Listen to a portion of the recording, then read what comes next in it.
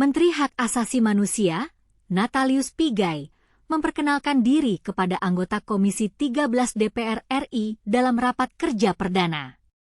Ia mengatakan dulunya ia adalah seorang juru parkir. Bagaimana mungkin seorang juru parkir bisa menjadi Menteri HAM? Apa pengalaman yang ia dapatkan dari pekerjaan tersebut? Pigai mengatakan bahwa ia bukan sosok yang sering membaca. Bapak pimpinan dan para anggota yang saya hormati, saya mungkin tidak terlalu banyak membaca ya, bahan-bahan yang disediakan oleh kami ya. Karena saya sendiri berasal dari tukang parkir Pak dulu di Depnaker Transmigrasi, Kalibata, itu. Saya tukang parkir, juru parkir, ujar Pigai. Namun, setelah itu ia menjadi karyawan honorer hingga mendaftar CPNS. Ia mengatakan sempat menjadi staf khusus jabatan struktural, hingga akhirnya kini menjadi Menteri HAM Kabinet Merah Putih Prabowo Subianto.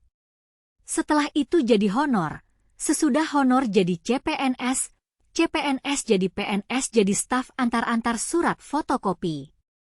Jadi staf khusus, dapat jabatan struktural fungsional.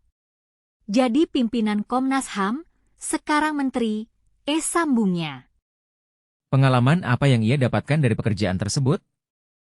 Bagaimana ia bisa naik pangkat dari juru parkir hingga menjadi Menteri HAM? Lantaran hal itu, ia menilai memiliki pengalaman untuk memimpin Kementerian HAM. Dikatakan pengalaman itu sebagai modal untuk melangkah ke depan.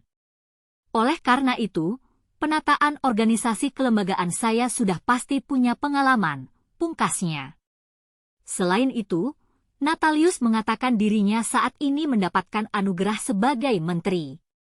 Menurutnya, hal itu suatu yang jarang terjadi bagi seorang aktivis jalanan. Hari ini juga saya mendapatkan anugerah sebagai menteri, sesuatu yang tidak mungkin bagi seorang aktivis jalanan.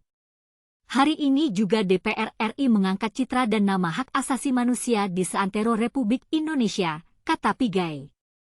Apa yang dimaksud dengan anugerah sebagai menteri? Bagaimana ia merasa sebagai seorang aktivis jalanan yang menjadi Menteri HAM?